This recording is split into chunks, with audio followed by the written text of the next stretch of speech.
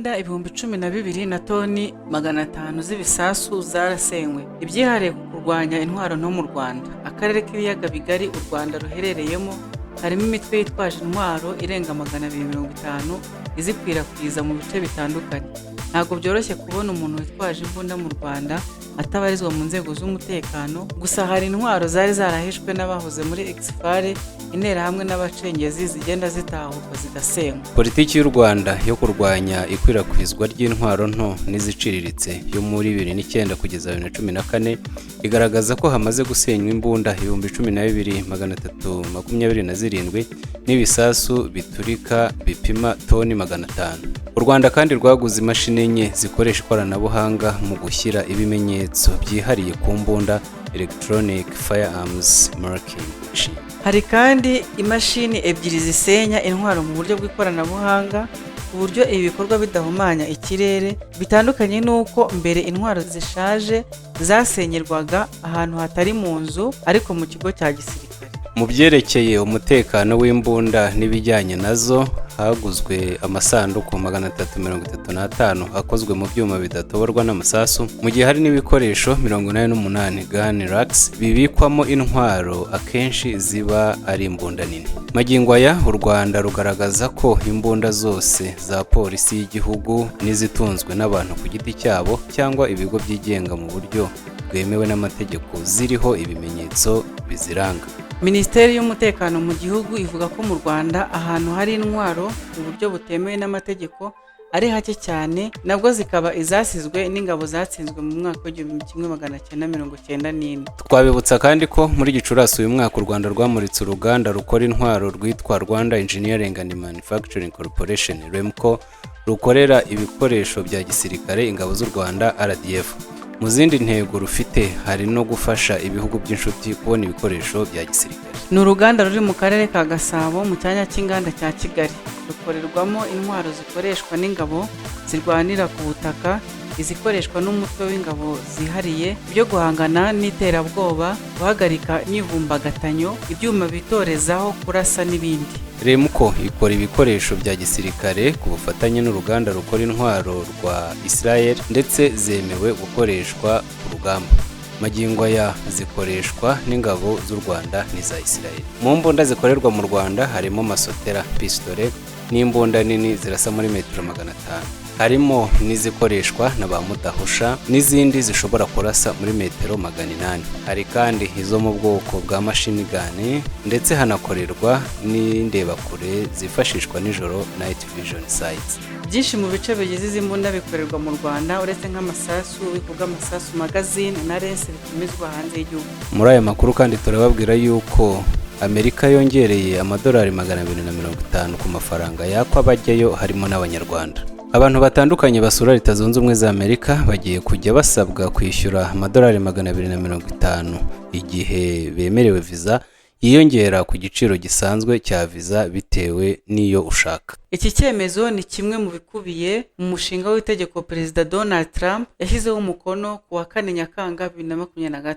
Aya mafaranga yiswe Visa Integrity Fee azajya acibwa abahawe visa y'ubukerarugendo n'ubucuruzi B1, B2, iyo kwiga FM, y'amahugurwa G, ndetse n'iyo gukora. Visa Integrity Fee ni amafaranga yashyizweho mu rwego rwo guca amanyanga yakorwaga ku bahawe visa ya Amerika, harimo gutinda kuva mu gihugu n'ibindi. Amategeko agena ko uwayishyuye azajya yasubizwa nyuma yo kubahiriza ibisabwa birimo kutarenza iminsi yemerewe kuguma muri Amerika, kudakora akazi atakiye uburenganzira, kujya muri Amerika ku gihe yavuze, ndetse n'ibindi. Icyakora abasesenguzi mu bijyanye n'ingendo mpuzamahanga bavuga ko gusubizwa ayo mafaranga bizajya bigorana kubera amananiza yashyizwe mu mabwiriza, ndetse hakaba nta n'uburyo buhari bugena uko abantu bazajya bayasubiza. Azajya yishyurwa n'umuntu wemerewe visa, ntareba abantu bazajya basabwa visa mbere y'uko binjira muri Amerika. Aya mafaranga hazajya yiyongera ku kiguzi cyari gisanzwe cya visa. Biteganyijwe ko azatangira kwishyuzwa ku wa 1 Ukwakira 2025 nk'uko igihe yabyanditse. Reka rero dusoreze kuri iyi nkuru idasanzwe y'umugore w'Imageragere wafatanywe urumogi yari asanzwe acururiza mu nzu. Nk'uko umunyamakuru Oswakimu yabishyize kuri Twitter ye, yavuze yuko polisi y'u Rwanda yamutaye muri yombi tariki ya 22 Nyakanga 2025. Polisi ifatanyije n'abaturage yafashe umugore witwa Mukamana Tamari imyaka 33 afite urumogi rw'ibiro 2 n'udupfunyika 184. Yararubitse mu nzu atuyemo kugira ngo arugurishe abakiriya be. Yafatiwe mu karere ka Nyarugenge, umurenge wa Mageragere, akagari ka Mataba, umudugudu wa Burema, saa 5 z'amanywa. Byaturutse ku makuru yatanzwe n'abaturage aho bahamagaye polisi ikorera muri uyu murenge bakayibwira ko uyu mugore acuruza urumogi.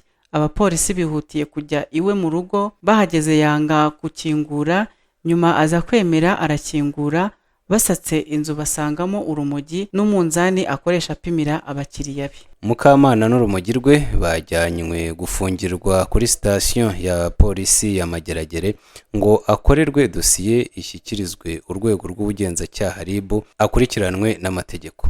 Polisi y'u Rwanda irashimira abaturage bamaze kumva neza uruhare rwabo mu guhashya abantu bakwirakwiza ibiyobyabwenge mu baturage, inashishikariza abatarabyumva guhindura imyumvire bakajya batanga amakuru igihe hari aho babonye ibiyobyabwenge. Polisi kandi iraburira abantu bacyumva ko bazakora imishinga yo gucuruza ibiyobyabwenge ko bitazabahira, kuko polisi ifatanyije n'abaturage hamwe n'izindi nzego yabahagurukiye kugira ngo bafatwe bahanwe, kandi ibihano birakomeye. Polisi iti nibashaka ibindi bakora birahari. Polisi ikagira inama kandi ababinywa ko babireka kuko nta cyiza kirimo uretse gutakaza ubuzima.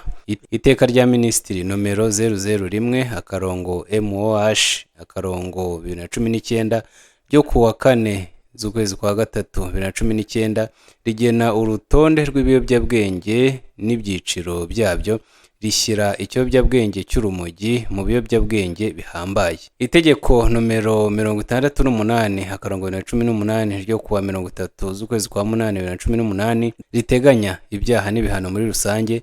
Ingingo ya 263 ivuga ko umuntu wese ukora, uhinga, uhindura, utunga, ubika, uhundi, ugurisha mu gihugu ibiyobyabwenge cyangwa urusobe rw'imiti ikoreshwa nkabyo mu buryo bunyuranyije n'amategeko abakoze icyaha. Iyo abihamijwe n'urukiko ahanishwa igifungo cya burundu n'ihazabu y'amafaranga y'u Rwanda arenze miliyoni 20 z'amafaranga y'u Rwanda, ariko atarenze miliyoni 30 z'amafaranga y'u Rwanda ku byerekeye ibiyobyabwenge bihambaye. Umunyamakuru Oswakimu agakomeza asoza inkuru ye avuga ati ni inkuru nkesha umuvugizi wa polisi y'u Rwanda mu mujyi wa Kigali CIP Gahonzire Werarisi.